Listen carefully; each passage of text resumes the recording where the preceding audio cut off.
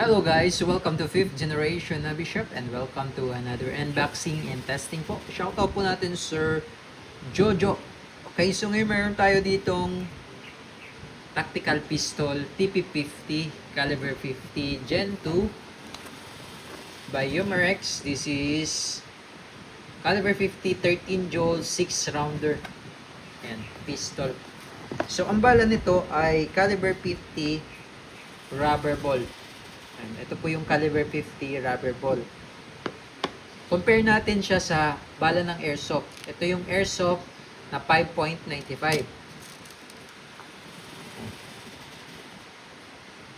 So, ayan yung caliber 50. Pero rubber ball siya, no? Rubber ball.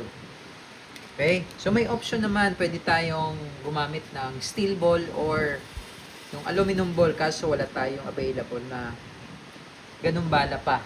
Kaysa ngayon, ang available natin is rubber ball. Ito po yung unit.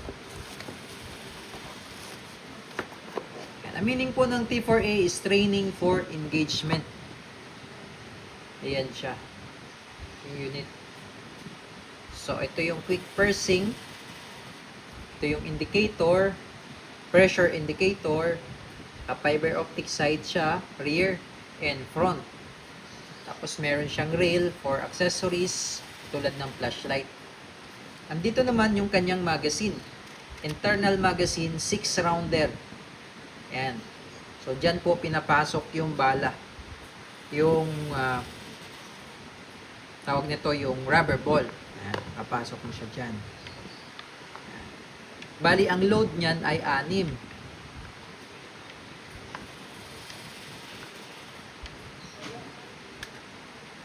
Yan. Okay? Tapos may mga markings po yan. Umarex, caliber 50, T4A, TP50. This is Gen 2. Generation 2. Okay? Sa kagandahan nitong unit na to, meron siyang quick pursing. This is CO2 powered pala. So, yung hangin niya, yung couplet,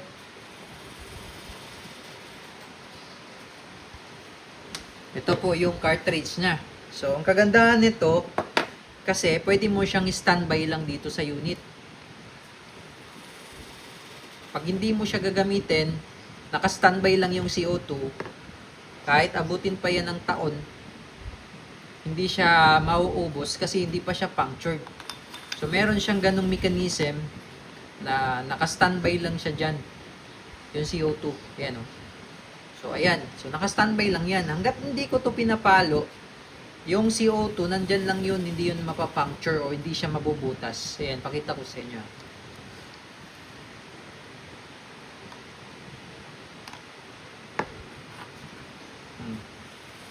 Diba?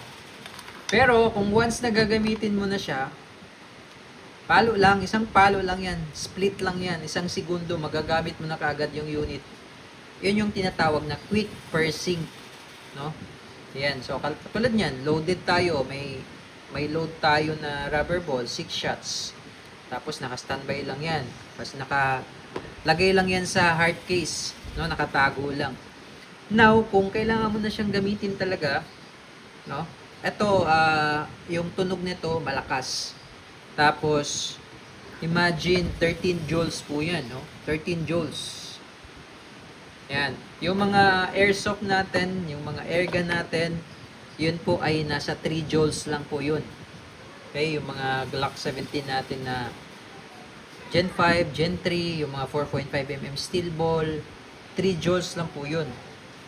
Pero iba-iba kasi yung bala. Ito kasi, kaya siya 13 joules kasi yung bala niya mas malaki. Okay, so ngayon, halimbawa, balik tayo dito sa pistol. Kung gagamitin mo na siya, papaluin mo lang to. Pero once na pinalo mo na siya at activated na yung CO2, kailangan i-consume mo na kagad. Huwag mo siyang patatagalin sa unit na mayroong pressure o punctured na. Kailangan ubusin mo siya. Okay? So, ito, papaluin ko na. Aangat yung indicator pin, ibig sabihin meron na siyang pressure. Okay, so putok tayo. Okay, testing Umarex T4A tactical pistol TP50 caliber 50 chamber din caliber 50 rubber ball CO2 powered, pressurized na siya. And firing.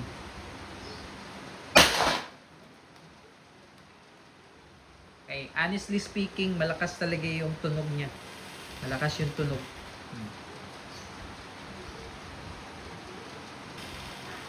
Okay, so itong unit na to ay ito yung tinatawag na less lethal na unit kasi rubber ball lang yung bala niya. Pero malakas siya. Tingnan nyo itong plate natin. Oh.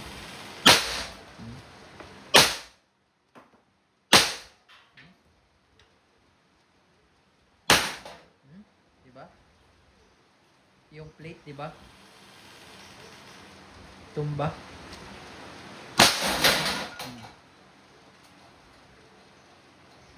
Nakakabingi talaga yung lakas. Yan. So, wala na siyang bala. Pagka wala na siyang bala, iba yung tunog niya. No? So, mag-load pa tayo ng another 6. Yun, another 6 rounds tayo. Nag-load tayo ng another 6 rounds.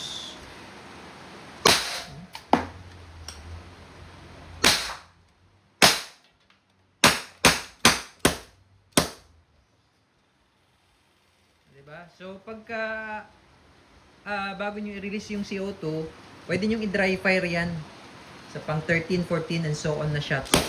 Pwede nyo siyang i-dry fire para maubos lang yung pressure. Huwag nyo siyang i-release na meron pang pressure. Tapos pag i-release nyo, counterclockwise. Yan, counterclockwise. Tapos kita nyo, bumalik na yung indicator pin nya. Then yan.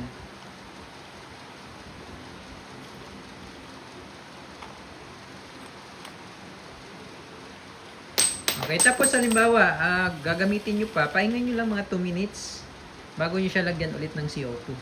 Papahingan nyo lang. Okay, so napaka-solid talaga nito. T4A TP50 na unit. Ayan.